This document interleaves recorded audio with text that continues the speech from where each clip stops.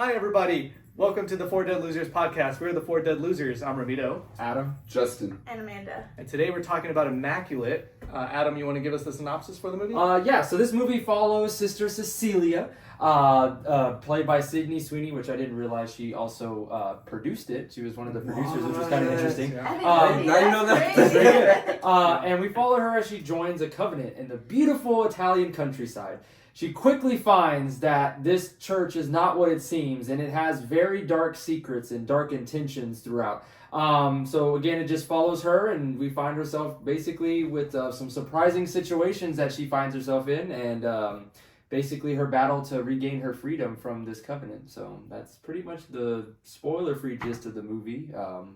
Any other, thoughts on that? No, I feel like you summarized it pretty well. So spoiler-free thoughts. What'd you think? Did you enjoy it? Did you not like it? I enjoyed the movie. I did not think it was a horror movie. That's fair. I agree with that. It wasn't a horror movie. It was good. Well, I like the aesthetic of the movie. I like the way it was filmed, everything of that sorts. I didn't really care much for the plot though. At the end of it kind of, I guess we'll get into it later, but the movie's not what I thought it was going to be, so. Mm-hmm. That's fair. I enjoyed the movie. I thought it was fairly entertaining. I was telling Joyce about it. Joyce is my wife. That usually, there are some points in the movies where I kind of check out a little bit and check the time, kind of see where we're at as far as the runtime goes. Mm-hmm. But I didn't catch myself doing that during this movie. That I was pretty entertained throughout. There were a few points where, yes, I was more entertained than others, but for the most part, I just kind of coasted. I actually thought it was a really good movie. I did think it was horror in the sense that it was kind of gruesome, which I guess falls under thriller, but I didn't think Imaginary was horror at all. So this one I did think it was in comparison to that. Interesting. I really liked it. Thought maybe suspense thriller, but with small almost hints of horror. I would say horror sub-themes, yeah. Horror sub-themes, yeah. That's fair. This is your spoiler warning in 5, 4, 3, 2, 1. All right, so obviously we can start with the prologue. I thought the prologue was really well done.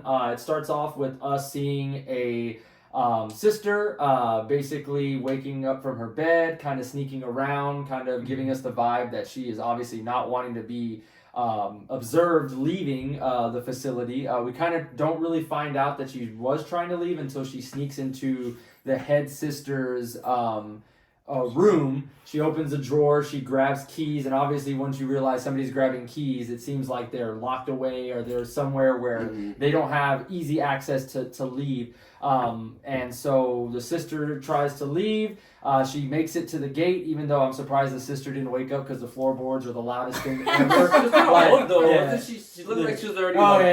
I mean, still, those floors are pretty loud. But she ends up, it pans straight to her at the front gates, trying to open the gate. Of course, all the keys, there's 50,000 keys on it, right? Stock for her. Yes, they're typical. And that's when we first get... They're the same keys that have 3 teeth on them. Yeah. So as she's trying to open the front gate, which obviously I'm assuming that we all think that this is the only way in or out of this facility, she basically turns around and finds that there are 3 to 4 cloaked figures coming her way, and by cloaked they have the hoods on as well as their faces are covered with, I believe... So there's 4 of them. 4 of them, okay. 4 of them. And they have their faces covered completely, and they're basically just walking Jason style towards her at the slowest pace, assuming and knowing that hey, look, she's probably not going to be able to get out with the 50 keys she has. And she's struggling, of course, gets through. She ends up being able to open the gate, only to realize that she can't open the gate because there's also a chain and lock around, which I thought was very redundant. I was okay, I guess they really don't want her out. To which she tries to then just push the gate open far enough for her to get out. She tries to squeeze through. She does not make it all the way, and decide, no, she has her foot still behind the gate. Oh, yeah. And so they decide, you know what, we're just going to make sure you don't leave, and they just pull her leg back and snap it.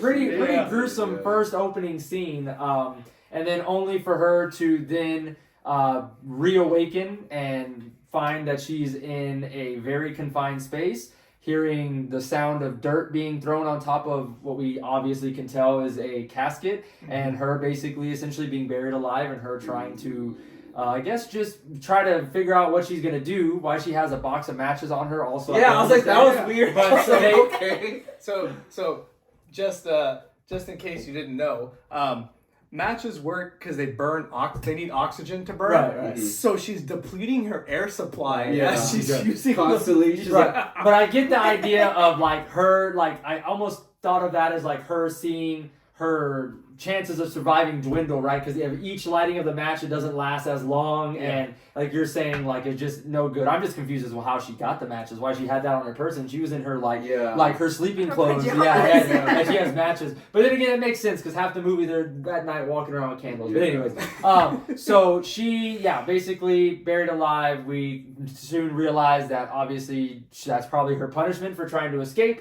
And then, boom, cue credits, and we start the opening scene of the actual movie. So any thoughts on the prologue other than what we just kind of talked about? it was pretty good, actually. Yeah, I I liked thought it it. was really good. It was probably one of the better points of the actual movie itself. Really? Yeah.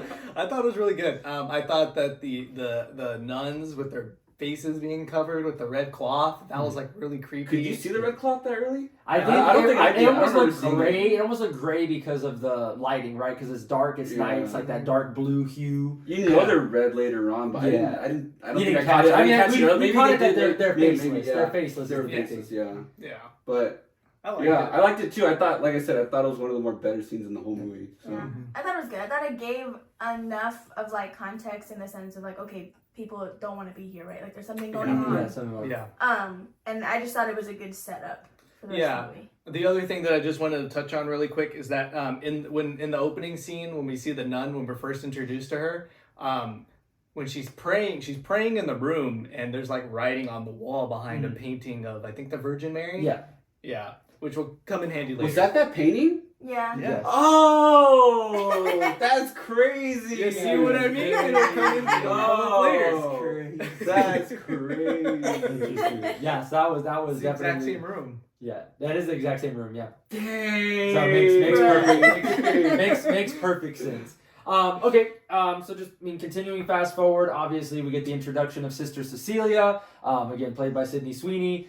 She's trying to get into the country. They're obviously giving her trouble because they don't like people coming with one-way tickets to the country, right? Kind of seems kind of shady. Yeah. And so again gets interrogated. They figure out, all right, she's here for the covenant. All right, let her go. And she gets picked up by one of the, we assume, priests. Although he never returns again until later on in the movie. It wasn't that other one, right? It's a third one. It's a third one. It's a that third we priest. just never see again. Yes, and she gets taken to the covenant. She sees the beautiful, obviously almost like kind of like castle-like, different viewpoint of it, and it's in the Italian countryside, which is really nice. So definitely secluded. I think the closest village, while they don't show it, is probably like miles and miles from the actual covenant, which is kind of obviously giving that. You're away from everything else, right? You're distancing yourself because, again, in the covenant, you're basically giving up your life for God. So it obviously needs to be away from temptation. And that's when we run into, like, probably one of the more interesting scenes for me, at least setting up some of the things later on happening in the movie. And that's the different interactions that Sydney Sweeney has with different nuns at this point. And so at this covenant... I think we had talked about briefly before. This covenant is essentially for the actual nuns to come when they're on their last days, if they're dying or sick or things of that nature. And so we find that out a little bit later, but most of the covenant is obviously older. We do run into one of the first nuns where she's, I wouldn't say older, but she's definitely like maybe middle age.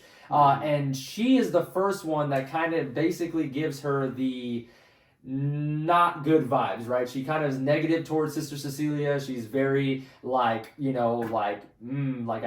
tell like I don't really like newcomers, which is kind of odd. You would think for a covenant to be inviting and warm, but that's not the case. And then immediately you get the flip side of it, which is the other nun that's telling her she's beautiful and they're so lucky to have her. And again, she's all saying it in Italian, so of course Sydney Sweeney has no clue what she's saying. She's like, "Well, thank you," but she doesn't really know what's happening. And so again, I think that plays a good point into later on in the movie with the actual plot. And I think I just wanted to touch on something right here that while the nuns are speaking to her in Italian, we have subtitles. We do have subtitles, and which I appreciate. Yeah, and I think that's kind of important for later. Right. Mm-hmm. Yeah. Also, super quickly, the nun that isn't really that much of a fan of Cecilia is Isabel. Yeah, Sister Isabel. And then the one that loves her is a different nun, but I think one of the nuns that introduces her is actually Mother Superior, which is the head nun. Like that's the head nun is Mother Superior. So. Yeah, I saw it in the. I don't know if that's her name. Well, maybe it is her name. Superior. I don't think they ever called her by names. That's Mother Superior. Yeah. Mother Superior. Okay. But yeah. So that's basically kind of the introduction of her into that. Fast forward.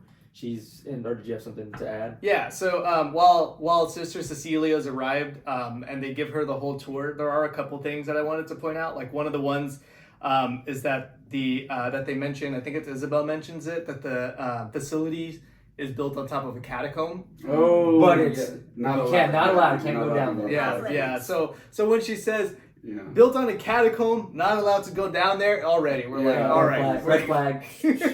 We're gonna go down there at some point. And I think that's all that I wanted to add at this point. While she meets her, again, she gets shown around the Covenant. We start getting again more and more kind of push from Sister Isabel, basically like, hey, if you don't want to do this, like you should leave. I think she straight up tells that at one point. Yeah, she's like, you can leave and God will forgive you. Yeah, you can tell like she's trying to push her away. Now, for what reason we don't know. Obviously, I think at this point we're assuming like, hey, she just doesn't want maybe new people around or people that don't take it seriously. Like that's how I first took it. Like, okay, she doesn't want. Wow, I took it as her saying. Like, almost her trying to tell her that things aren't good here. Like, get out while you can. Like, I almost thought it was like a warning. Yeah. Not so much like, I don't want you here, but... Right, and I think that's the gist of it, in this also in the sense, too, though, but, like, as not really catching on a whole lot right away, I think that was how I took it. Yeah, I see that as well. I think I retrospectively see that. Like, as it was, like, looking back, it's like, it was a warning to her. Right, but when you first initially see it, it's just her being cold and kind of, like, you know. Right. Around this time, she eventually leads her way to her quarters, and she finds herself in the room that I don't know, but for sure at that point, but we figure out pretty soon that was the room of the other, sister that we saw in the prologue. Mm-hmm. And so, again, goes to the restroom. She runs into her counterpart, which is another young person of faith. I'm going to put that in air quotations because we find out later she's not. But she is in the restroom and is trying to use the restroom, and she just walks in the door like nobody locks doors in the Covenant, I guess. And so she catches her smoke break, introduces herself, and then we kind of fast forward into the girls basically getting ready for their actual vows. I think that's kind of the next big step. I think, I think you had said earlier that you thought the first act maybe was kind of slow, but I think this part kind of went pretty quickly into the actual like ceremony itself, which I thought was well done. Do you want to describe the ceremony a little bit? I know you had some details about it. Yeah, I'll go ahead and talk about it. So we have the ceremony that takes place. Essentially what's going on is that they're in this building. It's not quite the size of a church. I think we said it was like a fancy chapel. Yeah. And so basically what happens is we have the older nuns that are sitting on, the left and right side. And we have the younger nuns who are getting ready to take their oath or their vows being walked into the church. And they go up into like a balcony that oversees the rest of the chapel. When they reach the end, we find, or Cecilia has a little bit of a conversation with Father Sal. She kind of meets really for like first time. And so they talk a little bit, which I think was like kind of weird. That like, hey, you're about to take this vow, but you're gonna go ahead and stop the middle of the line just to talk to this guy. But I think here he kind of says like, hey, like, don't worry about it. You don't speak Italian very well. I'll go ahead and translate for you. Right. And so they make their way up into the balcony where we're introduced to the cardinal. And he only speaks Italian. And this guy...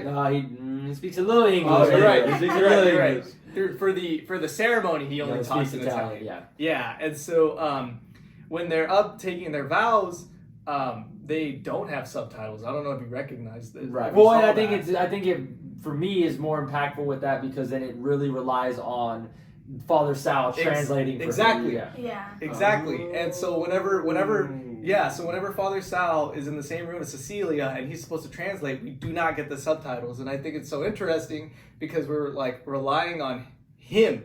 You know, Yeah. like we're One relying of us, on him. One of us should have learned Italian so I we can know what he's know. actually That's saying. exactly what I was thinking. Like this guy could have just translated anything he wanted to, Yeah. right? And we would have Right. no idea because I don't speak Italian. Italians watching this are just like, Well, I think I'm why like, is it so I'm impactful? like, tell us in the comments what he was saying. if you Italians comment, please. Did he say the actual thing? I think he did. Most of it, what I was catching, like, because it's pretty standard in church, right? Like, I think most of it was pretty close to them just doing the actual vows. Like, I think it was true. Like, I don't think there was any shadiness behind that. But Yeah. it's true though that like Father Sal being the only one to do that was interesting. Yeah, and then like in the middle of the ceremony, the cardinal like reaches out his ring. Oh yeah, Cecilia has to like kiss Kiss it. the ring. And I was kind of like, ugh. Which I noticed this like immediately when this scene was happening. I thought it was interesting. It kind of plays into the rest of the movie, but how Cecilia just so happened to be the newest sister that was in the front of the line, which I thought was interesting. And in the center. And she was in the center, and she was the only one that kissed the cardinal's ring. From what we Oh, saw. From what we saw. Yeah, so I thought all of that was interesting because even when she was doing the tour with Isabel, there were some nuns, like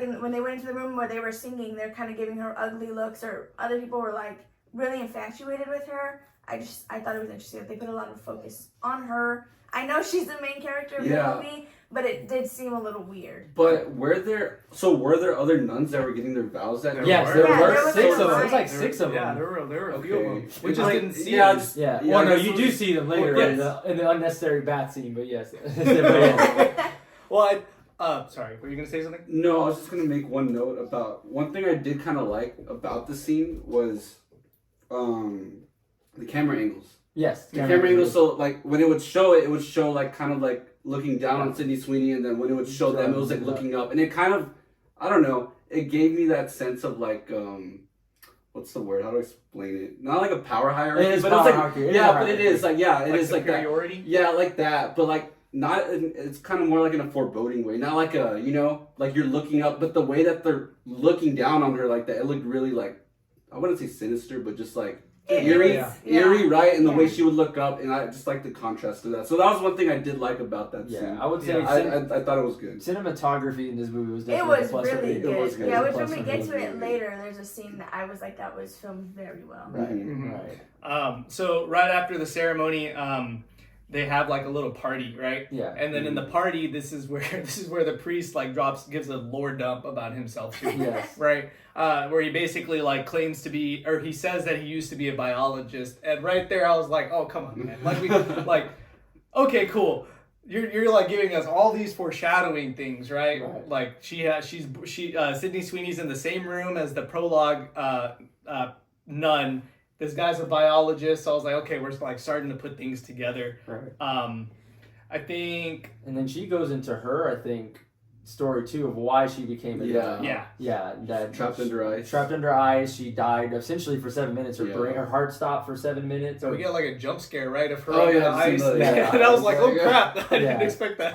That was pretty interesting for sure. And then from there, I think that's when we get into what I thought was an interesting scene, and we also get like probably one of the most important items of the movie. Mhm. And so basically, she's already finished her drink. She's walking around, and she hears like crying. Right? She hears like this almost like faint, like eerie crying from down the hall. So she opens up the cathedral. It's the She's same getting ready for cathedral. bed.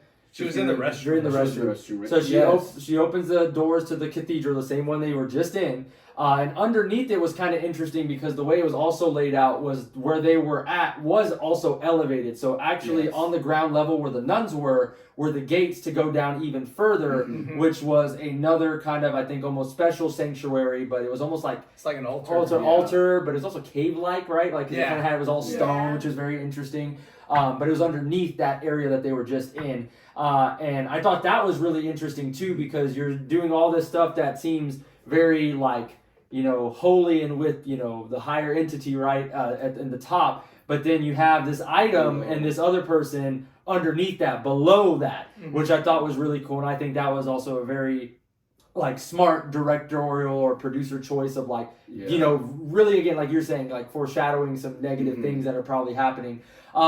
And so there's this nun, she's face down, you can't see her, and of course So I just wanted to point out, I thought it was interesting, she's in the shape of a cross. That shape of a cross, that was interesting. And so she tries to see if everything's okay, and she turns her face, and she's wearing the red face or anything. I was expecting some weird jump scare, but it was just... I was too, yeah, but it was just... stupid. Yeah, it was just the facial cover, and that was perfectly... cool. Yeah, it was cool. I really like the masks. And then at that point, she gets kind of startled because Mother Superior kind of catches her in there. And at first I thought, wait, is this like the entrance of the catacombs? Is she about to get in trouble? And she's like, no, I see curiosity has piqued you or whatever. And she's like, don't mind the nun. Sometimes the emotions get the best of us, which I'm like, so we're not going to explain why she has the cover on?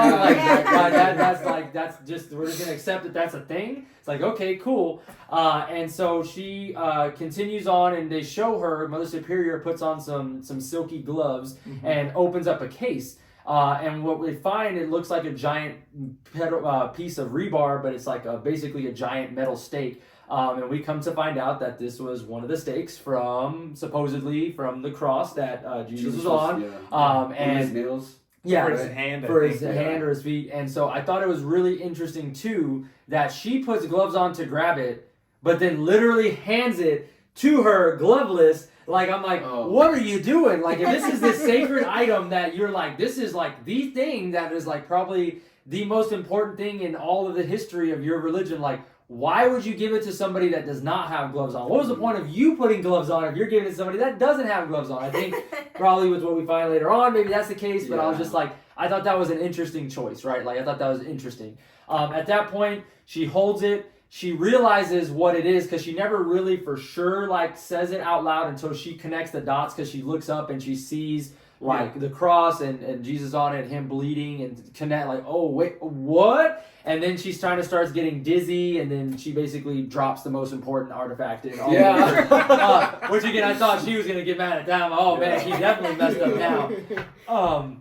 But again, she just wakes up and she feels embarrassed, and they just kind of move on past that. It's just oh, I'm embarrassed. I can't believe they saw me. I need to make amends and do my best, right? And so from there, we have our typical, we're just going to cycle through positive growth, right? They're just continuing and growing as young nuns. They're helping the elderly. At first, the sisters... Well, you missed a part. There was a dream sequence. Oh, we don't know the dream sequence until...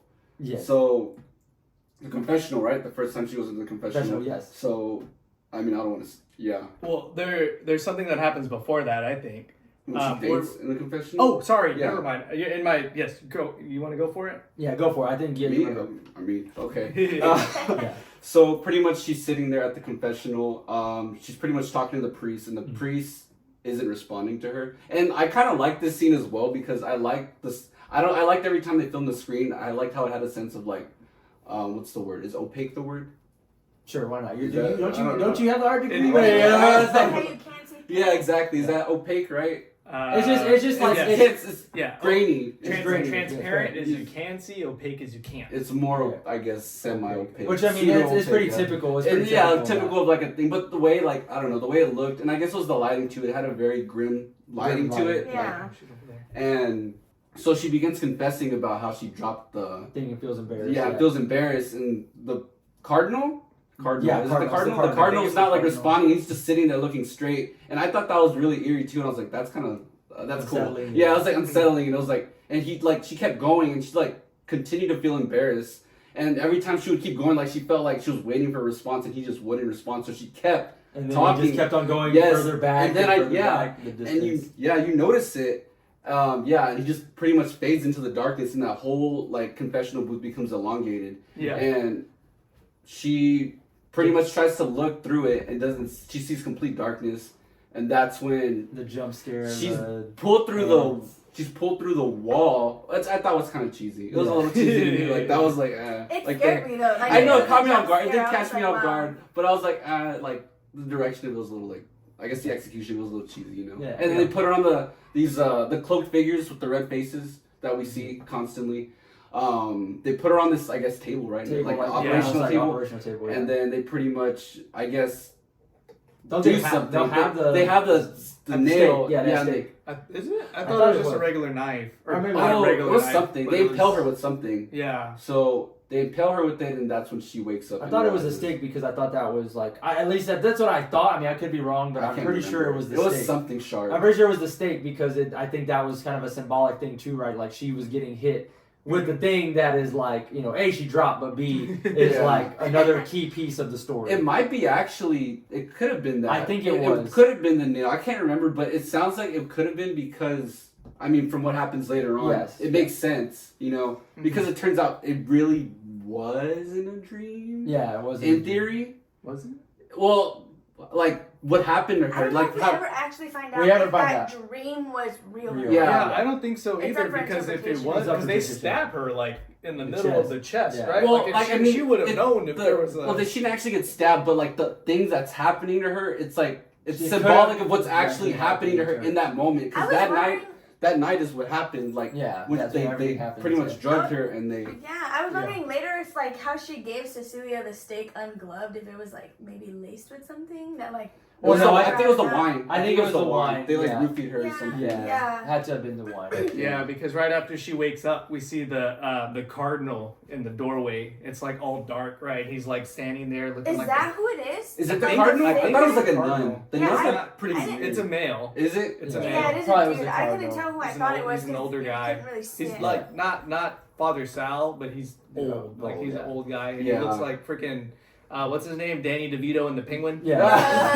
He looks like him. It In was, the doorway. it was pretty ugly. It was, yeah, and I actually kind of liked that scene. I thought it was really weird I too. thought like- it was cool in that Yeah. scene because how she It was- like reaches for the lamp and then it disappears. So in my head I was like, okay, she's gonna turn it off and it's gonna be closer. But then it wasn't a jump scare. It Yeah. kind of left you with like Mhm. the suspense of expecting that. Well, what I like about that too is it wasn't like a cheap jump scare. You know, like in horror movies, and they're Yeah. like, it's there and then it's not there. And it's like, where did it go? Like you can literally see that they were standing in the doorway. So like when she had time to look away and turn the light on, they probably walked off. It Mhm. wasn't some weird, just like random supernatural, like, oh, they're there, no, they're not. You know, it's Yeah. like plausible. You know, Yeah. someone just being creepy as, Yeah. you know. Yeah. Yeah, and so after all that, she basically again goes through her positive sequence, right? Like her going through it, kind of enjoying it, having fun with her sister, which is it Gwyneth? Is that correct? Gwen, think- yeah. Gwen. So basically, Sister Gwen, and I mean they're having the time of her life, but they're also getting some mean looks from Sister Isabel, and she's not very happy. Which again, we're just like, yo, what's her deal? And I think Yeah. even at one Yeah. point, right, she's walking through the thing where they're hanging the Well, that's later sheets. on. Oh, that's Yeah, later yeah, on. and it's just creepy. Yeah. And so, anyways, so basically they're going through that, and you know we get introduced to the doctor, right? Like here's the doctor. You're gonna make sure that you always, you know, make sure you give the results to him, and he's just like, oh hey, hi, hello, like is this like just some random guy? Like is this guy really a doctor? Yeah. He's like, oh yeah, no, you know, just a little quick wave, quick whatever.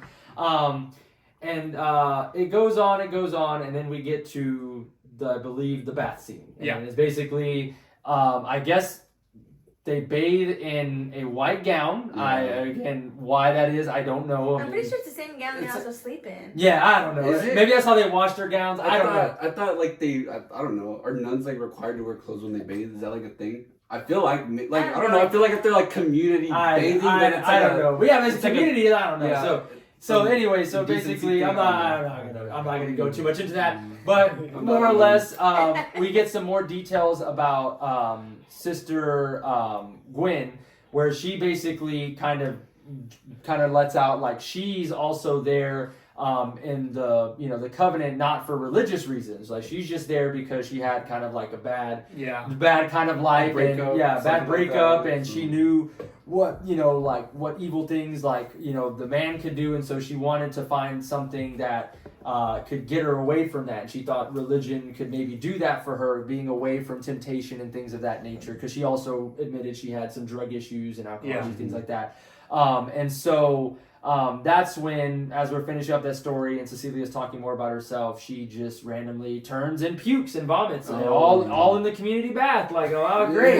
Now the water's not clean anymore. I don't know how they're going to clean that. And so that's when she goes. that. Yeah. Wait, there's not like there's no fountain or anything. Well, right? no, There's like that's the thing. There's like a just- pool. yeah, There's a pool. I But just then thought there's about showers that. behind it. Yeah, like how do they get the water in the Maybe pool? It's They like just a well, It's like a probably. well. they just like get So- buckets and they just fill it Yeah, up. keep on They eating. just like they gotta wash. I mean, someone they throw would up have in and we just Yeah, gotta You water. have to do it right because if you have a bunch of nuns bathing in it, Yeah. eventually it's just gonna be mud, Yeah. right? It's Ooh. gonna It's be clean. like It's probably swamp cleaner than a water. water park. It's all Yeah. good. Yeah. So from that point, she goes to see our hello doctor, and then she gets basically tested pretty quickly. She has to do a urine test. They just give her the cup, so you know, like, oh yeah, she's getting tested for something.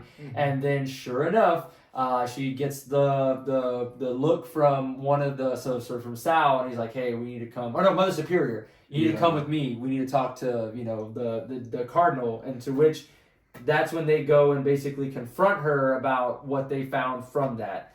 So I think right before she's confronted by Mother Superior, she's like sitting at a windowsill looking out the window. crow. Yeah, and Yeah. there's like a crow, I Yeah, think, yeah, like hits the something, window yeah. and dies. And then there's also one of the nuns with the red face. That's true. Yeah. That's true. Yeah. And now I thought that was interesting too. The omen, right? Like Yeah. something's bad.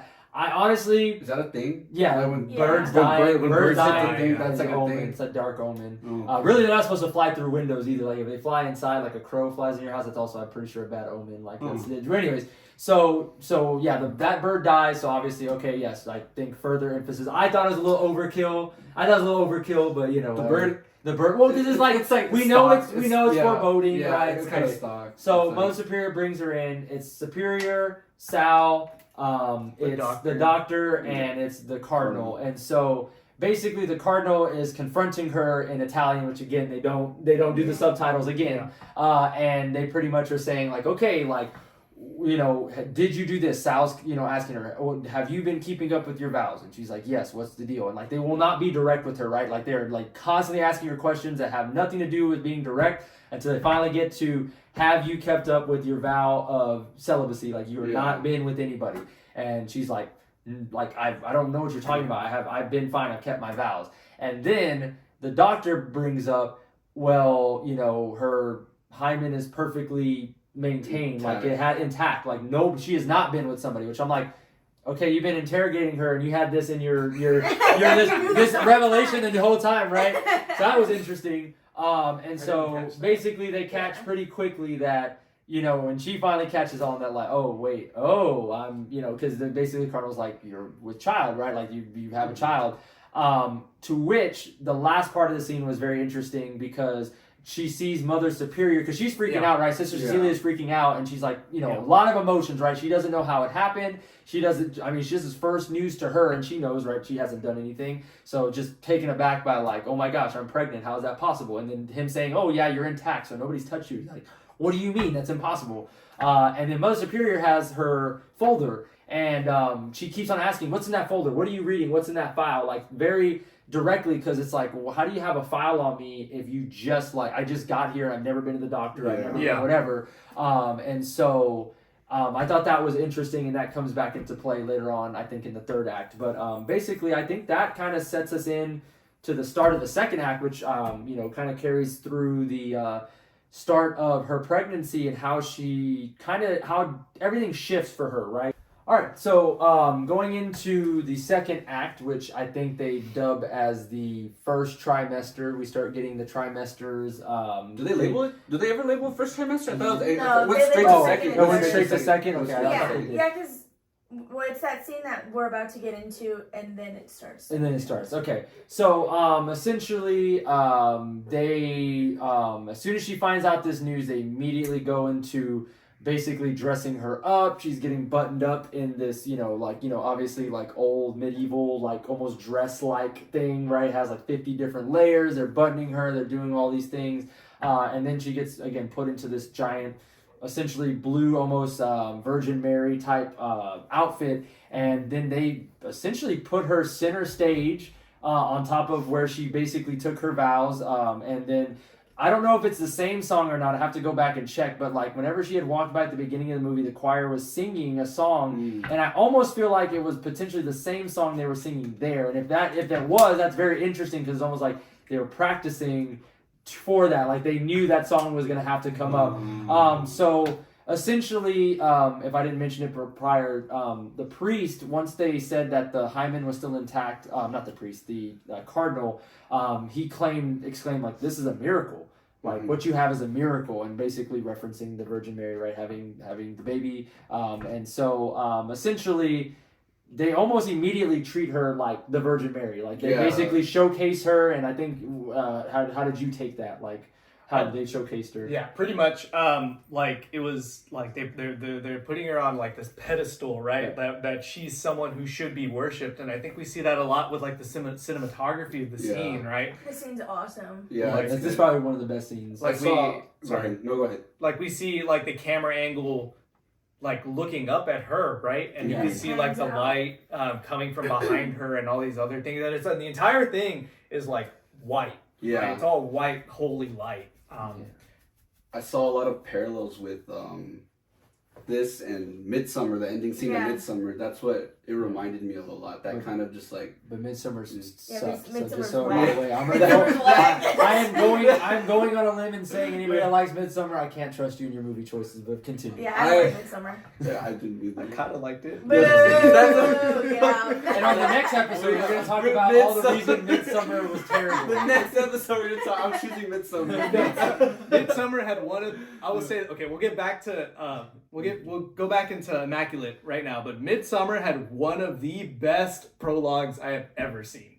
In that scene. Yeah, I thought it was a good scene, especially because it shows the tears coming out of her eyes, like Yes. as it's panning out, and I feel like that was a very big part in like just this entire movie, right? Because it shows that she's still scared and she doesn't know what's going on, and she's like, she feels like she's just freaked out, like she's still in shock, overwhelmed. Yeah. I took it as she like that part of her life was forced upon her. Yes. Yeah. Right? That's how I saw it. Yeah. That like sure they may have been there. It could be argued that she was like kind of on the fence about getting into this whole lifestyle, right? Because there are points where she says that like God chose her, God chose X, God chose Y, but it's never I wanted to do this. It never felt like she really had like her foot in, like both feet in, like right. It was kind of like I was kind of forced to do this, and now it's like. Now I'm really like, everything's been taken from me at this point. Now I really have no way of escaping this. Yeah. She has no way to get out now at this point. Right. At least that's what it feels like. And I think one of y'all mentioned earlier is almost like cult-like. It was like very, very like, oh gosh, like that's this is kind of awkward. Mm-hmm. So from there, she gets obviously treated differently. We find that like. It seems like she doesn't have as many active duties. Anytime she enters the second trimester, as she enters, she gets no active duties actually. Yeah, and as she enters the room, like for the dining, she like everybody like is basically like stands up and looks at her. The only one that doesn't is Gwen. And I think Gwen is pretty right off the bat is like, okay, first of all, this is weird. Yeah. Second of all, like. Why is everybody acting like this is like this crazy thing, right? Like obviously there's a scientific reasoning for this, or there's something off, right? Like there's something not skeptical right. Of it. Yeah, skeptical, because again we realized from that that pool scene, whatever, that Gwen definitely was not really all in on this. This was almost like an experiment for her. She just wanted to try it and see because she didn't know this would probably be a better life than what she previously had. But I think she pretty quickly is like, yeah, no, something ain't right. I don't like it. And she even makes a snide comment to her. I forget what she says, but she kind of like basically almost is like, oh, is this enough attention for you type comment. So I actually wrote it down. Gwen asks her how long until they start calling you Mary. Oh. Yeah, and she seemed kind of like upset, like poosty about it, like very like upset about it. But I think I think pretty quickly she kind of settles back down. And so. Yeah, and so the person who's really upset about it is Isabel. Yeah, so right after the mess hall scene that you're talking about, we have a bath scene, right? Another one where it's only Sister Cecilia in the room, and she's like kind of like floating, right? Letting the water kind of hold her up. And then we have Isabel come from behind her and just drunk her head, in the water. And it's like insane how long this woman can hold her breath. She's getting drowned for like a good 30 seconds, and then she gets up because she bit her, and then she resettles herself, and then she holds her down for like another minute before anybody like intervenes or helps because she was in there essentially by herself. Yeah. So I thought it was very interesting that they did have the scene where Isabel is grabbing the machine when she first learns about her surprise, right? Surprise. Like and it's an ultrasound machine, and again, she's the one that grabs it. She's the one that takes the the thing off the machine and is able to get this machine working fairly quickly. Like again, like it seems like they have pretty easy access to the machine and all that and all that sort. But I think that plays into this scene because as she's getting stopped by other nuns, she's screaming like try it again on me, try it again on me. Mm-hmm. And I thought it should have been. It should no. She says both. Yeah, she's saying both. It should have been me. Try it again because. Again, obviously, we're kind of starting to find out that this was maybe not as miraculous as we thought, but more so something that has been attempted over time, and it seems like that may be one of the reasons that Isabel has been pretty much upset with newcomers because she thinks that maybe they're trying to take her place, and I think this scene really sets the stage for why maybe she has some animosity towards the other young nuns. But and then like right after this whole scene, we have Cecilia talking with Father Sal. And I think it's so funny because she's like telling Father Sal what's going on, and he's like, "Cool." Like, like he's very like nonchalant exactly about it, and I was just like, "What the heck, dude? Yeah. Like, what That's is your why I knew. problem?" I was like, "You're extra creepy now," Yeah. because the way Yeah. you're reacting, like something's off. Right, and at this point, then courtyard, almost like Bruh. almost like again, I hate to say it because I'm sure this movie's gonna come up here with us soon, but almost like First Omen, like you basically just see That CGI was bad. yeah, just something bad. falling down from the sky, and of course it's a Was that CGI? When she was falling, yes, because she fell way too quick. It looked really bad. Yeah. But when they turned her over, I was surprised they actually showed her face. Yeah, it's practical. Yeah, effects, practical. yeah. So That was pretty we good. find it's basically Sister Isabel, the one that is basically not very pleased, and obviously also none of the nuns are like very quick to respond, right? Like the person that's like weeks or months at this point pregnant is the only one that like rushes to see what happened. And again, it's basically what we find is Isabel face down.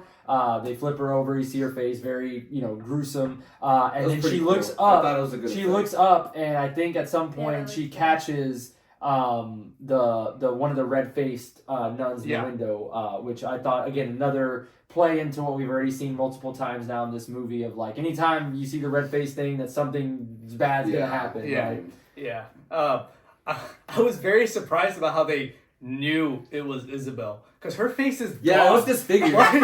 Like Yeah. it's literally like the red masks Yeah. that they're wearing, except it has eyes and teeth. Yeah. Like how did they know that it was They're all wearing Isabel? the Yeah, same I thing, thought it right? was. Yeah, I thought it was really like. Yeah, it's on the name tag. You gotta The pull it name up. tag. It's written They on check the freaking wallet. inside. They check the wallet on the. On Yeah, what they- is it, the they were chonies, quick the to tiny identify her ladies. like that, Yeah. right? I think they just Yeah. took her over and they were like, Yeah. Sister Isabel. Yeah, I was Yeah. like, bruh. That's so funny. Yeah. So, but yeah, and so obviously, I think we kind of start figuring out now that, like, similar to the opening scene, right? Red-faced people playing a role in this. This is probably her punishment, right? Like her basically trying to ruin something that obviously it seems like everybody has an involvement in, other than probably the younger nuns that are just getting there for just a few weeks, 3 months ago. Yeah, I thought that scene was really I guess kind of key, and really I think her and then also Gwen really starting to see like, hey, no, something ain't right. Like this definitely not the way to go. This was like, it goes to like her funeral, right? And this is when Gwen lashes out, right? Yeah, Yeah. so after that, you see the cardinal, he's doing his thing, he's just kind of chilling, and then Sal's at the top of the stairs as well. The nuns are all walking single file, and that's when Gwen kind of freaks out, right? She's like, hey, like, this, does nobody think this is weird? Like, nobody tell me you think this is crazy. And so she's basically speaking out, and when she tries to get calmed down by Sal and some of the other male figures, she basically is, she meets with resistance, obviously, like, no, get your hands off me, like, why don't you understand, whatever. And then she just gets dragged off, but doesn't really doesn't seem like that much of a fight. Like, once they kind of grab her arm in arm, it's like, no, And I'm just like, no, you're not gonna like really like go at it. Like I feel like a swing would be in order. Like especially with how rough and tough they made her seem from her backstory. I thought she would really put up more of a fight. Yeah. And no, they just kind of haul her off. And she disappears, and so it I think quickly goes into the nighttime scene. Yeah. We get our next scene where essentially she's in her room.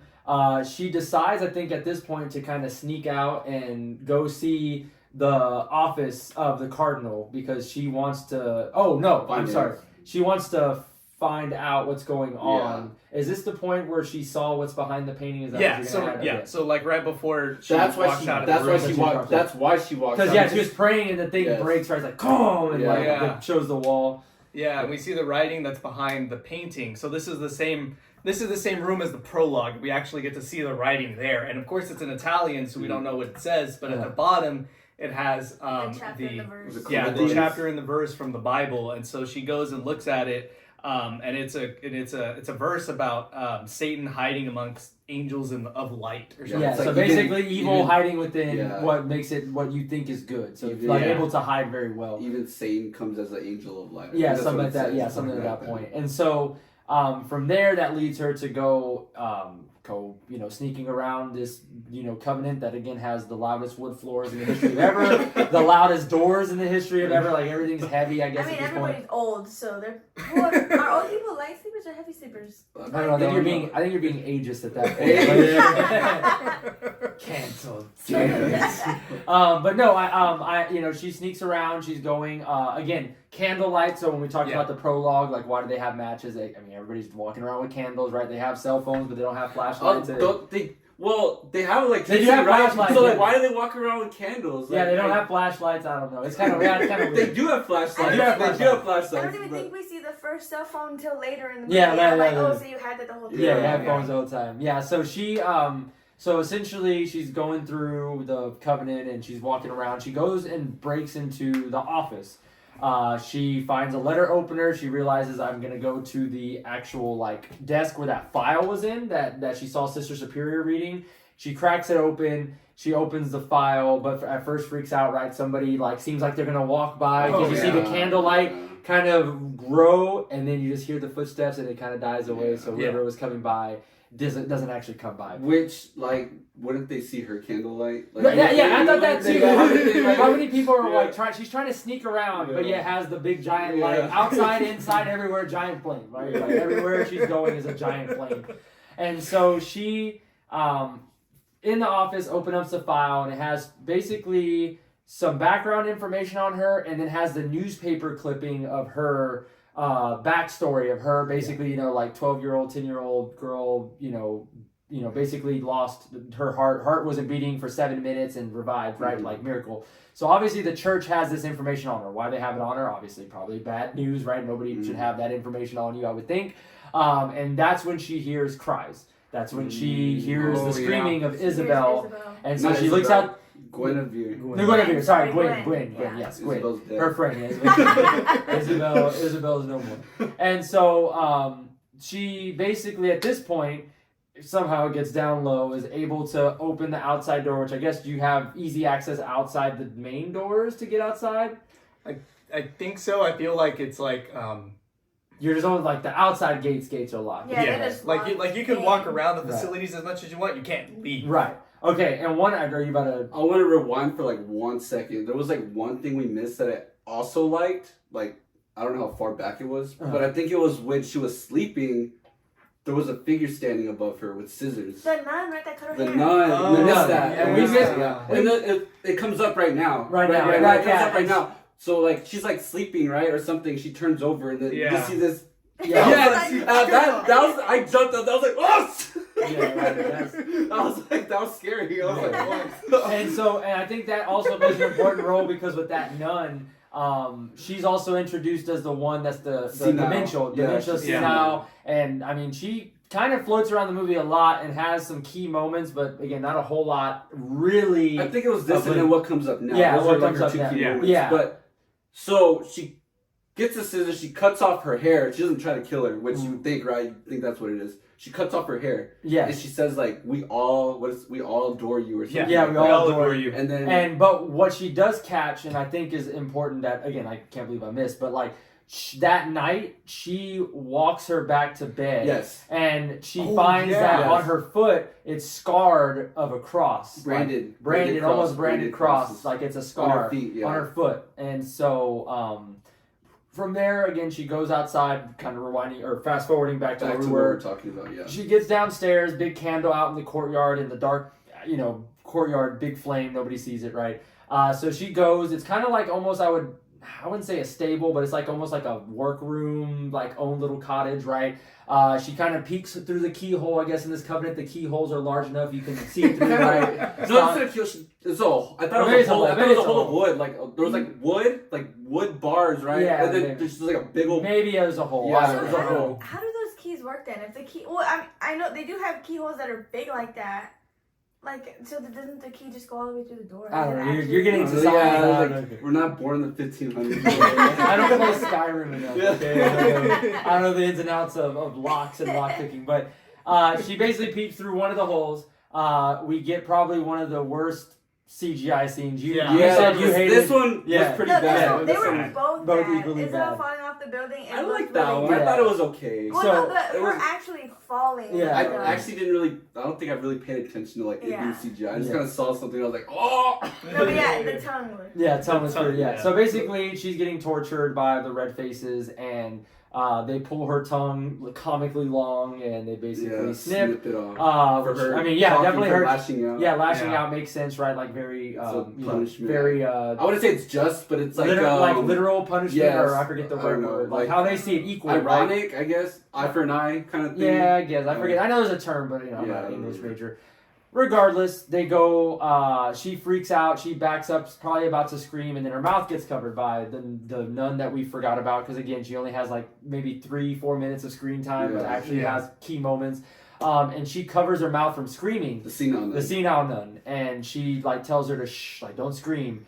And then she gives her basically a almost like voodoo doll of hair, almost, or cross of hair, of her hair to her, and basically tells her how much, like they love her there. And she tries to, like, I think she believes Cecilia that maybe she can get through to her, like, I need to get out of here, like this place is not safe. Cecilia tells the senile nun that, and that's when the senile nun kind of almost 180s and is like, you're never leaving here. Well, the thing that's, I guess, shocking about that scene is she only spoke Italian, or she didn't speak at all, and the one time she speaks in English, it's that's the only thing she says. So I have the exact quote, "You will never leave here." Yeah, you'll never leave here. So she never spoke, or did she speak? No, she did, but it was only in Italian, right? It was only in Italian. And this is the time, so she thought she didn't know, and she was trying to like communicate to her, like And so, and then she basically like just kind of drifts off, and she drifts off, and kind of, I think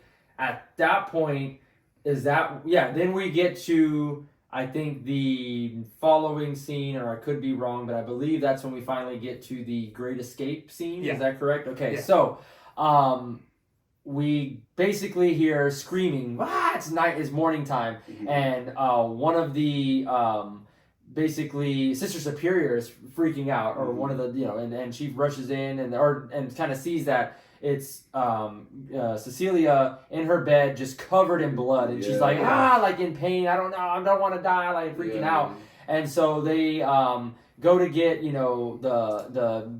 the priest and all that, and they're freaking out because like they're like, we need to figure out what we're gonna do, like to help her. And so I think they're going back and forth, Sister Superior with the different the priest about like, hey, like, we need to take her to the hospital, and they're like, no, and that's a big thing, and that's the one thing with that, like never leaving.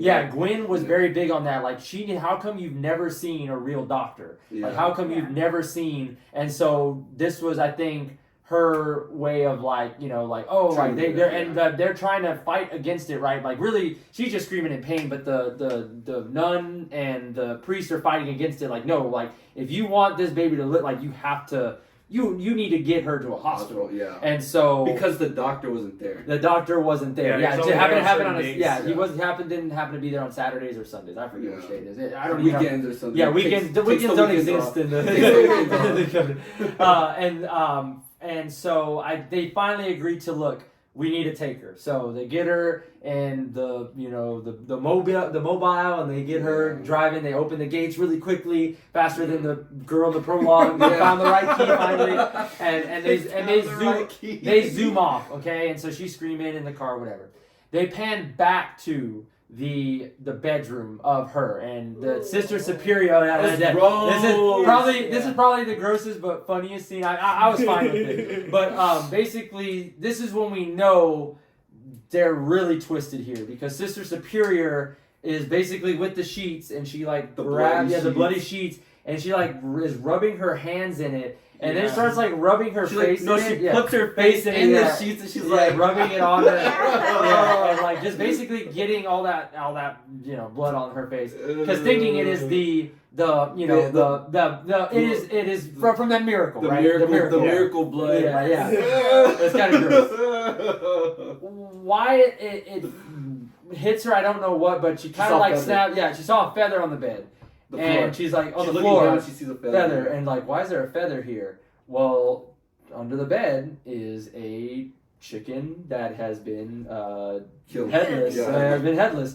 And this was also important because it ties back into a scene again. We didn't really mention because it didn't really. It was like the chore scene. Yeah. It didn't have, it's one of the chores, and it's one of the only ones. Yeah, she couldn't do. She couldn't kill the chicken. Yeah, because they had that's how they they have their cook own farm or something, right? They do their own food, so they have to kill the chicken. And that's the only thing she couldn't do. Yeah. And so I guess this was her realizing, like, hey, this is. I guess we're seeing her that, like, hey, I'm gonna do whatever it takes to get out.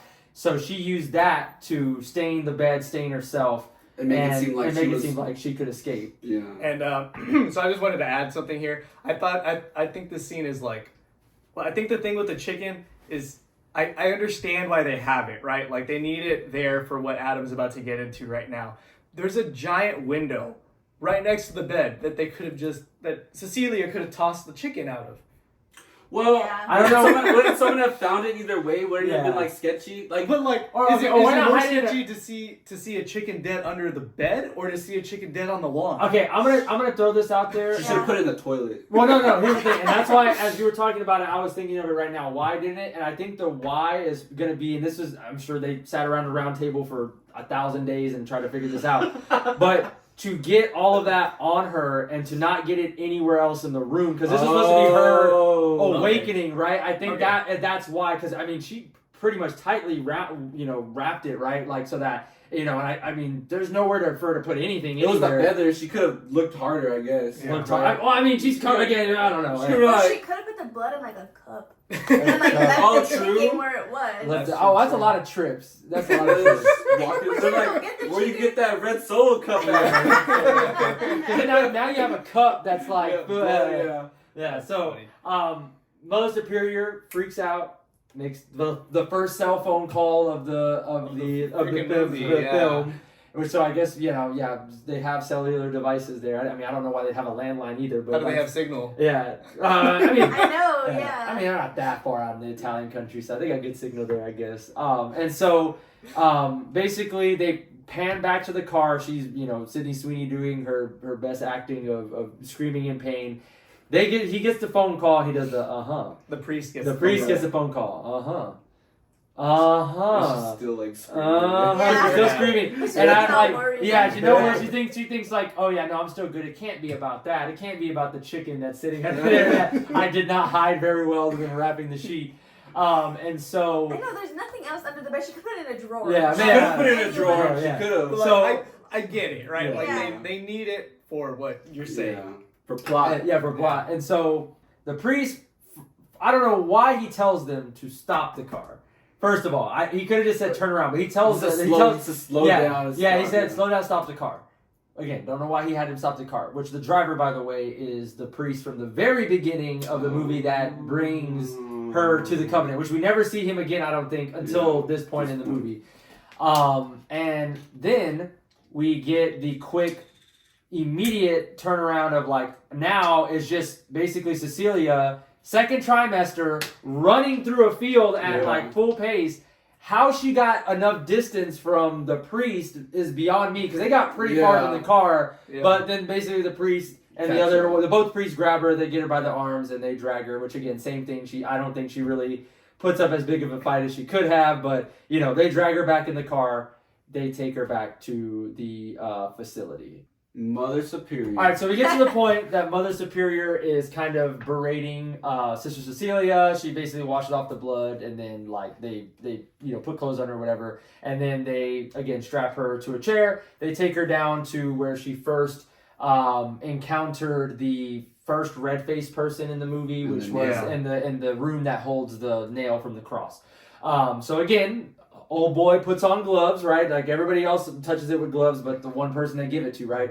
But Sal grabs the actual, thing out of the box and tells her the significance of it, other than it being the artifact that is what this whole religion encompasses. Yeah. And he talks about the science behind it and says that when they really took a closer look, it had blood particles, it had skin particles, and it had DNA. DNA. Yeah, which I'm like, the fact that that's still all on there is crazy to me because I've watched a lot of true crime and I don't think they even have all that after 48 hours, let alone thousands of years. So They find.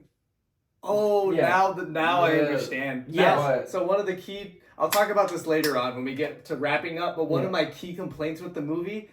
Now I get it. Yes. And it's not a complaint anymore. Yeah, now it's not a complaint anymore. So we kind of get the idea of like there's DNA from Jesus himself.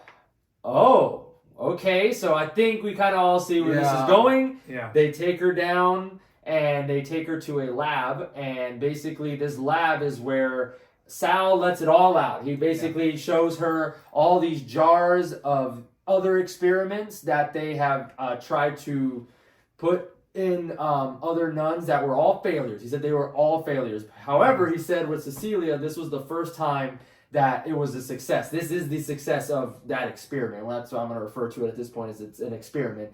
And so he passes those jars. He takes her to the lab where he sees all his work, right? Like every failed scientist has to have his own private laboratory, right? Like And so at this point, we see the first priest that we were introduced with, which this is why we never saw him, because he's not an actual priest, I don't think. He basically is just sitting there smoking in a lab with all these fire hazards, I'm sure. I'm sure that's great. And so he's basically giving her the whole rundown of like, yes, we are trying to basically create the next Messiah, right? Like we are going to create it to bring it upon the world versus waiting, right? We are going to do it. And so from that point, again, Cecilia's trying to beg and plead, why you're doing this, like, come on, like, you shouldn't be doing this, and again, this is where she finally gets her true punishment, which is, she gets similar to the older nun that, we saw, what happened to her foot, the one that has dementia. She ended up, they pulled out of a cast iron, they basically branded her in both feet with the symbol, the cross, and basically then at that point, even though she's in her second trimester with the experiment, throws her in the room, she falls, like, no big deal, right? Like, you made this whole big deal about you need to take care of this thing, and then you literally just throw her on the ground, like, it's whatever. That makes a lot of sense, that was the punishment for running, because my conclusion was totally different, and now it doesn't make sense in hindsight. Because I thought the branding on the nun represented that the experiment was also attempted on her. That's what I thought it meant. I think that was it too. I thought she was kind of. But I think they did both too, because if you notice, it was only 1 foot for the one with dementia. No, it was both. Was it both? I thought it was one. It's both. Okay. I was watching this movie with my friend, right? So when he's showing the experiments and everything like this, my friend goes, "Is this Jesus Jurassic Park?" I was like, literally, I was like, this whole movie is Jurassic Park. Literally,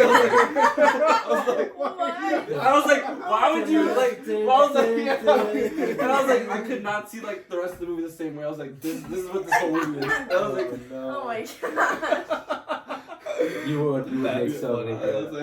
That's funny. What was your second point? I don't know if they did the experiments on that nun because like this dude's kind of young and I don't know when he came in and it'd be kind of weird for them to do like an experiment on an older one. So that was probably maybe potentially punishment for trying to do something. But like, they could have also been trying a range of people because it wasn't working. Exactly. Maybe. That's what I was gonna say. But why would you do like an older person? But not only that, he'd but also also been doing it for 20 years. So yeah, Was that's it what 20 I was yes, telling he said Jordan. 20 years. He looks young, but he wasn't that young. He was like, he ages like fine wine, I guess. guess. Well, I Not mean, only that, he but- could have been. I mean, even if he's done that for 20 years, he could have been in his like 40s, right? Yeah, I It's think like he was what in you his graduate college. Okay, so this is where he like says that he was a biologist, right? It's And not nobody. like 50. Yeah. That's what I'm saying, right? 50, yeah. So he was a biologist, but a lot of his experiments were seen as unethical. Cool, right. Said the ones that he wanted to do, he was Basically like rats they were at this unethical, point. and that's why he went there, so that way he could do them and no one would say anything. This is just like Bioshock. The intro is essentially. Yeah. Well, it's exactly like Jurassic Park, right? Yeah. Like, I'm saying, because even in Jurassic Park, Ian Malcolm says, what does he say? He says, your scientist has the capability to do this, but they never stop to ask themselves if they should do it. Yeah. Well, that's a point, right? What is that thing? She's like, what did she say? She says. She said, why? Like if you're in such high belief, then why dare you play God? And Yeah, he flips it, and he said, like, well, like. If this was against God's will, then why doesn't he stop us? Yeah. Well, no, that was something that That the was the Cardinals Cardinal said. said. But he said to him, he said it was because he felt as though he could see the pain. God could see the pain of him every time he failed. Like he had to live with that failure every time it failed. So this is why he thinks it's okay, because his penance is, I'm going to continue until it works, because my penance is every time that I fail, I look bad upon him. Like I have to look upon him with failure. Yeah. So I thought that is critical too, because that really explains that mindset of like he really thinks that what he's doing is like needs to work, and the fact that he convinced everybody else at this covenant that this was okay is crazy, right? Like that they all fell into this, and so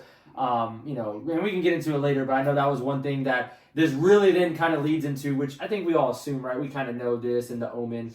It gets into the fanatical side of this is the danger of potentially religious sometimes can go too overboard, and this is where you can misconstrue things, right? And you can have things that occur that, are kind of maybe not the best, but you have a thought or you had your finger. Well, you were saying like everybody went along with this, and it kind of makes like it kind of goes back to something that Gwen said at the very beginning of the movie when she was like, everybody here's like a head case or so like maybe they purposely target people that are like mentally ill so they could be more like corruptible, like not I guess influenceable, right? Yeah. I mean, it's essentially like a cult. Yeah, exactly, like a cult, and that's kind of like a thing, right? Yeah. So, again, just, as that goes on, she gets thrown into the room. All right, boom. Third trimester scene hits. All right, we're into the third act. We hit it running. I think. This confessional. Yeah. So this is where she is in the confessional. Earlier in the movie, she also had shown that she was almost deteriorating from the experiment being in her. She lost a tooth during her morning sickness, which obviously is not a good thing. Does that happen? Yeah. Like in real life? It shouldn't. And so she's basically in the confessional, and she just really only has a few questions for the cardinal, which again is kind of paralleling to what she was before. Before she's ashamed, right? She's ashamed. She's like very, I'm just gonna confess like I normally would. Here she's very direct and very like you can tell she's like, I don't even care at this point. I just want you to answer my questions. I'm having to go through with this experiment, and she's just basically probing him, like, how long did you, know about me? Like, did you, how, like, basically that was the big thing. Like, how long did you know about me? How did you target me? Did you target me since I was a kid? Did you research this? Like, even since I was, younger? And, the cardinal doesn't really respond. And then finally she triggers him with the similar comment of like, why would you do this? That God looks down upon this. And that's when the line happens with, if he has a problem with it, why hasn't he stopped us? And that's one of the last deteriorating moments of her kind of showing her body. Yeah, she basically rips off her entire fingernail, like ring style. Because it's rotten too, right? It's like all brown and nasty. She just rips it off or whatever. And even I think the cardinal looks at it and is like, ooh. And at that point, she then is, I think in her room, she's being, I want to say again, this is the last part of this is where I kind of haze a little bit because, everything just kind of happened so quickly. But I think basically she was in the process of she was like being seen over by Mother Superior and seen over by somebody else. Was it the doctor came in? The doctor. Mother yeah. Superior was doing an ultrasound on her. Yeah. Oh, yes. The doctor was in there And he basically like overseeing the process. And Yeah. the doctor had to step out to do something. And he So steps it's out. just Oh, Mother and this is when Superior. everything just kind of. Yeah, it kinda Yeah, goes honestly, quick. it picked up really fast. Yeah, it's but picked I up, don't. yeah. I don't think it lost any traction. I don't think thought so it, I either. thought Like, it it was just good. kept going. So from this Yeah. point, the doctor leaves. She's like, "Hey, do you want to try this ultrasound?" And she's like, "Sure, why not? I've always wanted to do this." And so she's in there. Like a She's paying joystick. attention. Yeah, joystick. She's doing the thing. And at this point, she's not paying attention to the hand. And so basically, while Cecilia's sitting there, she grabs with her left hand a giant crucifix that's yeah. super. At least it has to be like 10, 20 pounds, I guess. I don't know, because it's pretty hefty. With one hand. Yeah, one hand picks it up and just whacks Mother Superior across the head with it. Her, top comes off. I forget the actual name of it, but she's still wearing the skull cap. Reminds me of Terrifier, and the Art the Clown, right? The thing, and it's all red, right? But she gets up, and you can tell like it stunned her, but didn't really like mess her up. But she's bleeding pretty heftily. Yeah. And then that's when she looks, and Cecilia does it again, whack! And She that one keeps definitely, going. definitely does Hitting it. her in. Yeah, and then she falls, and then again, Art the Clown style, basically, like haze in the face. Which they got very practical on that part. I thought that was I thought it was cool. interesting. Yeah. Yeah, and they, really, showcase that. Mhm. So basically, she takes out Mother Superior. She walks out, and then splash! Surprise, surprise! The experiment is coming, right? The The miracle. miracle Yeah, experiment is miracle. coming. And she's like, oh no, not Yeah. now. She's like, no. She said, I thought it was so funny. It made me laugh in the theater. She says, "God damn it!" Yeah. Oh, my friend laughed at that too. It's like, it's like fun. She said the Oh my god, so bad. And so at that point, she's walking away. She gets to the end of the hall, I think. No, she gets to the end of the hall. It's the cardinal first. Oh, cardinal first. Okay, so the cardinal. Like super like this gives me like Hitman vibes. He's just like overseeing his like whole facility, On the right? He's in his balcony. balcony, Yeah, right? yeah. His window And has they're the all balcony, singing. like They're all singing, singing. and they're like doing the Are choir. they singing Santa No, Ave Maria. They're singing Ave Ave Maria. Maria. And Yeah. so they're practicing again. And so again, it reminds me of Hitman, right? Because if you played, I think it was the third one. I forget the name of it, but essentially it's the same song they play in the intro of it. But anyways, he's just standing there overlooking, right? Like he's like the head honcho, right? Like almost like the kingpin of this enterprise.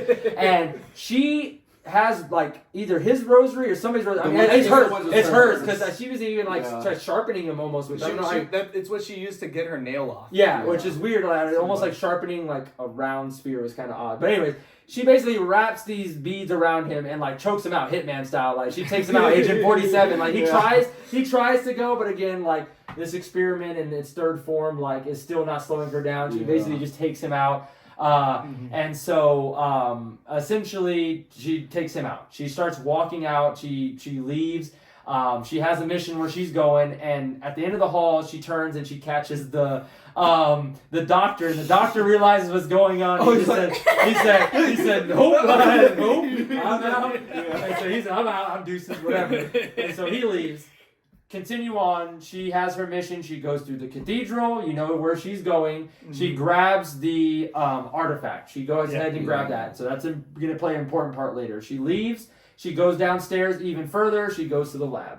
And in the lab, she finds some flammable liquid. I forget exactly. I don't know if it's like gasoline, but it's something. Is it kerosene or what is it? I don't know what. I'm not sure what she picks up, but I know that what they use to preserve formaldehyde. Formaldehyde. That's flammable. It is There's very our resident flammable. scientist, Okay, by the so way. Yes. so We're a horror podcast homies and a there. science podcast. We need to do like a break in a science time, and he puts on his professor hat, and he has like a little chalkboard and the stick, like Kirby, or not Kirby.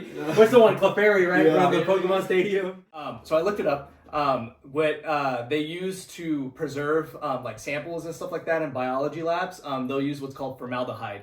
And so formaldehyde, so for those of y'all who don't know, hello audience, in my daytime job, I'm a chemist. It has a flash point of 50 degrees Celsius, 122 degrees Fahrenheit. I need So you it's to never use Celsius in here again. All right, continue. sorry. So it basically ignites at a low temperature. Okay. Is what I'm trying to say. And then how flammable is that? It's very flammable. Very, very flammable. Out of how many stars is it flammable? Okay, so on the scale from basically 0 to 4, it's a 3. Okay, and 4 being the highest? 4 being the lowest. 4 being like you look at it wrong and it ignites. Oh, okay. Well, that's what you mean by lowest. Okay. The lowest temperature. Yeah, Yeah. lowest Gotcha. temperature. Lowest temperature. Okay, very interesting. Okay, cool. So, she grabs the formaldehyde because again, I couldn't tell. I what thought it was the chemical- ethanol. I don't know what Maybe it is. it- Ethanol is the same kind of wheelhouse. Yeah, so okay. it's That's all it's I think very it was flammable ethanol, too, yeah. which also makes sense. So ethanol you could use as like a disinfectant. and stuff like Disinfectant. that. Okay. Alright, or so- you could use it to clean laboratory Yeah, equipment. they have like buckets of this. Again, I don't know why I have She has buckets like a of it. whole like. Yeah. Well, I mean, Yeah. like thing. now, I when I first saw it, I didn't even recognize it as ethanol. Like, I guess I was writing in my notes as it was happening. I just saw her pick up the flammable stuff, but it being ethanol does make sense because you It need it was to clean ethanol, yeah. your Clean your equipment and stuff. stuff Okay. like that. All right, so she just goes to town. She's just pouring it everywhere. She's ready to light this sucker up. Another keynote was she took the lighter from the Cardinal. So the Cardinal had smoked a couple of times in different yeah. scenes. He smoked at the scene with the when he first interrogated her, and he smoked during the scene before he was taken out by Sister Cecilia with the beads. And so the Sal comes in, our resident priest, and he's like, "Hey, what are you doing?" And, We're doing the ethanol there. We're doing ethanol, and she said, "Oh, nothing, just hanging around." and she basically says it like, this ain't happening anymore. We're ending it. And he basically calls her bluff, right? Like, well, I mean, you doing this is going to do nothing. It's going to stop nothing. You're just delaying the inevitable. He's trying to talk sense into her. Why don't you just go through with the experiment, and then it stops. Once you do this, it's done. Like, we don't have to worry about it anymore. But she knows that it's not, right? Because it's not probably going to be perfect. They probably are going to have issues, and they're going to probably want to do it again. So she decides, no. He tries to fight her. She, is basically fighting her. Somehow gets him off her, fights him off. And she basically tries to run out the door to get away from him. And so she ends up getting through the door.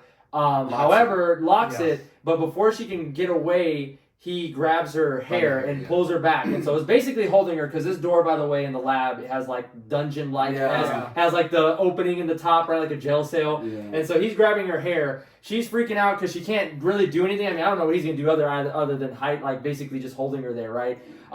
She essentially is stuck, and she, in her pocket, decides she's going to pull out the lighter, because she notices underneath the door it comes that either kerosene or the ethanol or formaldehyde is just leaking through. All three combined. Yeah, all three combined. So with her powers combined, she lights the lighter. Powers combined.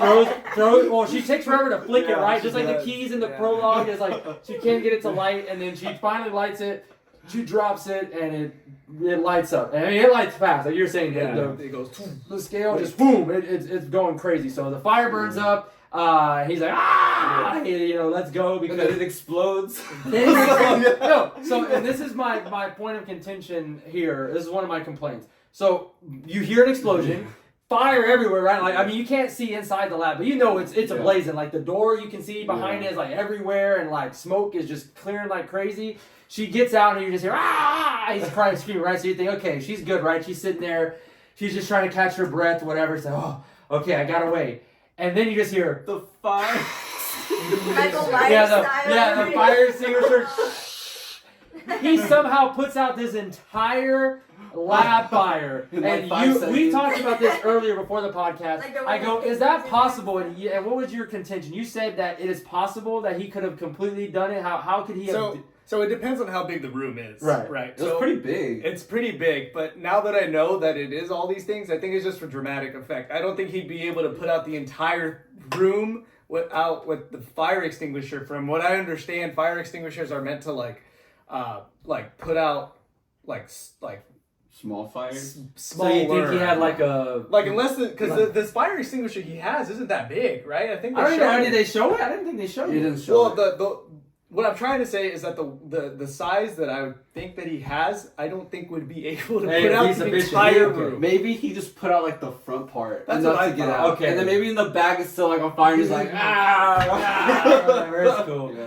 Well, yeah, so then at this point, he, puts out the fire and she realizes, like, uh-oh, this is not good, because she's starting to really feel it, right? Because remember, the experiment is in full effect now at this point, and she basically grabs a flashlight and tries to take off, and then we see that the father is just basically, I guess, finally shouldering the door, and somehow just completely breaks his door off the hinges. It's supposed to be like old, like sturdy iron door, and he breaks it down, which I thought is insane too. Like he pulled a Vin Diesel from Fast and Furious, like Superman strength, and he ends up breaking the door down. She eventually finds her way into the catacombs, and you called it.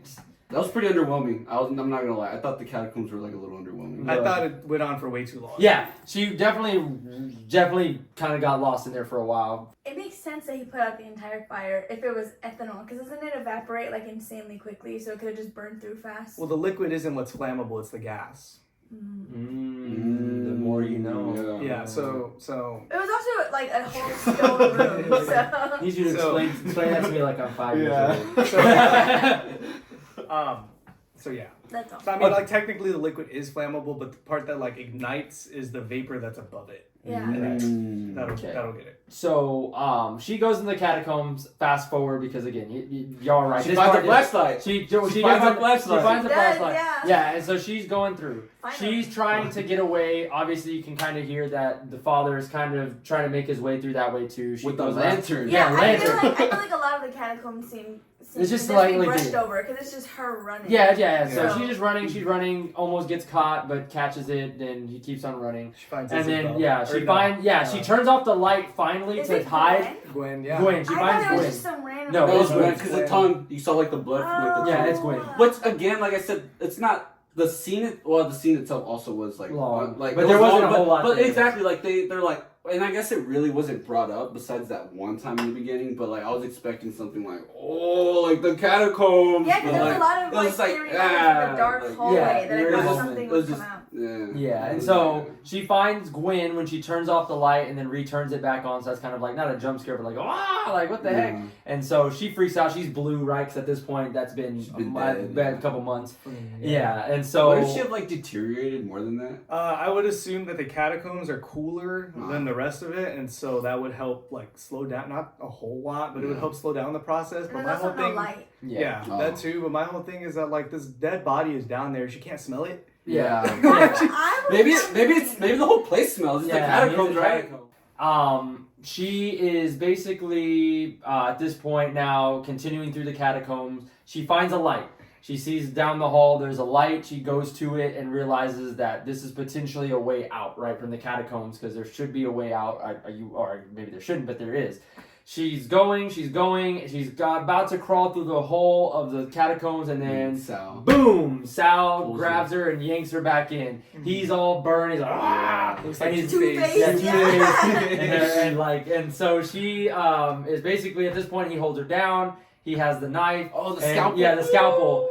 And so he decides. Look, we're doing this. Experiment's coming. I'm ready. So he starts, and he does this whole thing too, right? He's like, okay, this is gonna happen. Like, does it really slow, right? Drawing out. He gets it in. He gets a little bit of an incision inside the stomach. I got a little squirmy. I was like, ew, like, because I'm not always the biggest fan of things getting cut like that. I can feel. I'm just kind of like, ooh. And she, basically, as that's happening, she's fighting it, right? This whole time in the catacombs too, she's loud. She's like screaming. And so she, out of whatever pocket she has in that dress, like pulled out the artifact, right? Yeah. She finally, of course, we got to bring it back, and she hits him in the neck with it. Gets him in the neck, and of course, he ain't living through that. He collapses on top of her. And of course, like, oh, what am I gonna do? She gets him off. Luckily, I was about to say that was gonna be a terrible ending. If he couldn't get her off. And why did she wait so long to do that? That was my. Well, thing, she's too. weak. She's I also. know, I mean, but like you feel like he cut for a while, Yeah. and then she's finally. Oh wait. Yeah. well, I think she's. I mean, again, I don't she's know. fighting multiple things at once, right? I Not. guess, Yeah. She's. And I can kind of be in the moment of that, right? I understand that. She's been through it. So she finally decides Sal's done. Okay, she's going out of the catacomb. She crawls out the hole. She gets out. It's on the outside of what we perceive to be the grounds. She's on the outside of the walls, kind of like on I would assume a lower end because it seems like it's elevated, right? She's in the catacombs, gonna be lower than the ground. But she can see there's still probably a couple miles of just greenwood. Like she's not gonna make it super far right away, but she also has a giant incision. So at this point, I think she kind of grasped it, like, okay, like I'm kind of free, but the experiment still has to happen, right? The experiment is there, it has to happen, and we get probably like a fairly good, extensive, but I thought she acted it well. Her pushing through the experiment, and I mean, just her face front screaming to the top of her lungs, all the babas, all the. So this reminded me. I don't know if you've ever seen Pearl. I know. No, I've seen X. That's on my list. I've only seen X too. So, Pearl's on my list. So in Pearl, at the very end, I think it's right before the credits roll or after the credit. It's somewhere near, like, it's like the very end. So no spoilers for Pearl yet. But there is a scene where it's Mia Goth, and she's smiling at the camera for like a straight like 5 minutes, and she's like doing the same thing. She's smiling. She doesn't say anything, and like tears start crying. Yeah, it's freaky. That's what this reminded me. Right, and so then she's screaming off the top of her lungs, Vavasna, just basically, and I mean, and she's screaming loud. At this point too, I go. First of all, somebody's gonna hear her, right? Because at this point, there's still not hundreds, maybe like at least 30 to 40 people on the grounds, right? Like, you would think that somebody would hear her. Because my other point of contention was, at no point during this sequence did the Illuminati nuns come back, right? Like they did not come back. Because right, there's security, right? They're supposed to be holding it down. And at no point did they show up at any of this point in the third act. They just never showed up again. Like that was it. I always wondered who they were though, because the only time we simultaneously saw them next to somebody was Mother Superior. So in my head I was I wonder if it's them. I wonder if it was like Father Sal. Yeah, it could have been them. Yeah, if he was one of them. Well, no, because it was not because he was in the courtyard during the first scene. Granted, there's only one in the window, but they always wore the female headdress. So I thought you wouldn't be able to tell. Yeah. So. Again, that was kind of my point of contention. They never came back. She's screaming at the top of their lungs. Again, you're in the middle of nowhere, so I think you would hear somebody go, ah! And she's, I mean, this is extensive. It's like 5 minutes. Maybe not that long, but it is pretty extensive. It felt like 5 minutes. The experiment happens. Again, it's like gross, nasty sounds. It was gross. And then we get the kind of minute of composure, of making a decision of some sort. We finally get. She bites the umbilical cord of the experiment and rips. And then from there, we get her walking to a rock. She grabs the rock. She picks it up fairly high, and then you just hear and credits. So obviously the experiment is no more. But that's where it ended, and I thought that was a very. I think the ending worked in the sense that I don't think there was any more that they needed to tell, right? Like, again, if you were to have her walking into the woods, if you were to have her do anything else, I don't think it would have added anything. And it better than also them taking her back, right? Like, I would have been upset about that, right? Like, because that happens all the time, right? Like, you think you escaped, and like, no, you didn't. Yeah. So they ended it, at least in that regard, where, probably she's, there can be a multitude of things that could happen, but she essentially gets through the experiment and basically decides the experiment needs to not be a thing. So, I appreciated that it was a cliffhanger. Yeah. Well, like half, because she knew what happened to the experiment, but you don't know what happens to her necessarily. I don't know. There's a lot of wounds on her. She could have just died right then and there. That's true. A lot of blood loss. Yeah, a lot of blood loss. Any thoughts now that we got to the end? Overall? Yeah. Like the whole movie? I mean, unless you had something about the ending. I mean, I think we're on agreement that the ending kind of capped it off in a decent way.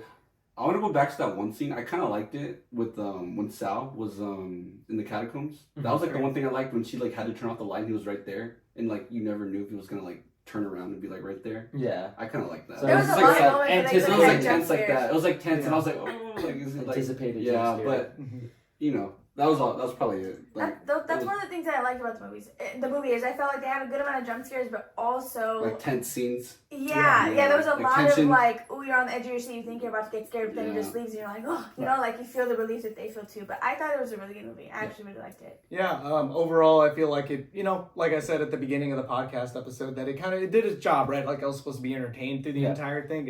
And I pretty much was. So in closing thoughts, I understand what they were trying to do with the this being a whole science experiment, right? And so this is one of the things that I didn't catch, and I'm glad that you had pointed it out, that they found DNA on the nail. I did not like the fact that they went about this route. I feel like it would have been a better. I understand why they didn't do this, but I feel like it would have been a better movie to have it be like a devil child or whatever. That's what I thought. The whole movie, I didn't realize it was so grounded. Like I thought when I watched it was more reality. It was really grounded, and I was honestly a little disappointed. I thought the movie was going to be a lot more supernatural. Oh, Yes, so you didn't want it to have been an actual science experiment. You thought it was. I thought it was going to be like I thought it was, and then like the more I watched it, that's why I didn't like the plot. I was like, this is like. Yeah. It's kind of like it's not boring. Obviously, it's not boring. Like, but like it was boring in comparison to what I thought it was gonna be. Yeah, I would say that's the only reason I think other than there's other things I liked about it, but I think that kind of was nice, a fresh approach, because everything else related to movies like this is going to be that route. So it was different, and I think the way they even like kind of charted it all out, I thought was really well done too. Like I think it's spaced and paced very well. They set it up like that too. I think they knew what they were doing. Yeah, like the beginning, the very beginning, it's set up to be like, oh, this is like going to be a possession movie, and then they kind of like. And like, I get why they didn't do it, right? Because like we have the first Omen coming out in a couple of weeks. It would have been the exact same movie. But I don't think they planned that. They're like, oh, you're gonna be the supernatural. We're gonna be like the grounded one. Yeah, I think those just coincidences. Well, I mean, like they do like right, like they know when they're planning on this movie coming out, and they know what other movies are coming out at the same time. That's why some movies get pushed back. That makes sense. Yeah. So I don't think that like I get it. I don't think that was like a reason for them to like change. I think they. No, I don't think so either. I think from the get go they knew what they wanted to do. But it makes sense. Like what you're saying. Okay. But yeah, I think for me personally, again, I really enjoyed it. I thought the cinematography was good. The acting by Sweeney and some of the others were really good. And I thought the story was interesting. I know y'all maybe not the grounded version that you like. The only thing that I really wasn't a big fan of, couple of loose ends, and the biggest one being the whole the red faces, right? Like they are the scary entity that polices. And then when it comes to the big moment where they would be more helpful, they're nowhere to be found. Yeah. We don't know who they are. We know they're people of that covenant, but like it would have been nice to maybe figure out and maybe have seen some familiar faces to see who they were. But it feels like most of them were in cahoots with the whole thing. Yeah. It was labeled as a horror, but for me and for Ida, it was more suspense and thriller. So I think that was the only thing that took me out of it. I enjoyed the story. If they would have marketed it as a a thriller / suspense, I think I would have enjoyed it even more. But because they were labeled it as horror and we only got like 2 or 3 jump scares, and then it was so grounded as much as it was, it kind of did lose a little bit of luster for me, because I'm like, I just don't think that the way you marketed it was the way that it came across. Even though I enjoyed it, I think it was a little misleading, which kind of lowered my viewpoint of it just a smidge. That was the same exact complaint I had for Midsommar. I thought they marketed Midsommar as a horror movie, and I did not think that was a horror movie. I thought it was the exact same thing. I thought it was a thriller. Because it's a terrible art movie is what it is. I need to relook at definitions, because in my head, horror and scary movie are paired. Horror is supernatural, thriller is like slasher, but they're both. I guess scary and horror are like. I think a scary movie is a horror movie, but I don't think a horror movie is necessarily always a scary movie, and I'm kind of like seeing that now. I guess it's technically a horror movie, like by technical standards, but it's just not. It's really not. It's subjective, Horror is subjective to people. Like, what is a horror movie to some people? Some we don't think it is, but. Yeah, I felt like this movie was more of a horror movie than Imaginary was. I thought Imaginary was more of a horror movie only because of the sense of you had... Supernatural? Well, no, you don't have to have supernatural to be horror, but I think you run into the issue of thinking that, for me, a horror movie has to have like the scary parts of it be probably the most engaging parts of it, right? Like just a couple jump scares does not warrant that. Like you can have jump scares in any movie. You can have it in a comedy, you can have it in, an action and whatever. Like, all right, but to wrap it up, I mean, for me, I gave it a 7 out of 10. I thought, again, it was good. Movie kind of got a little bit of a twist on the marketing, so I kind of got let down because I thought it was horror, and but I think the acting and the cinematography really set it up there to be a good movie. Mm-hmm. I would also give it like a 7 out of 10. Like I said, it did its job.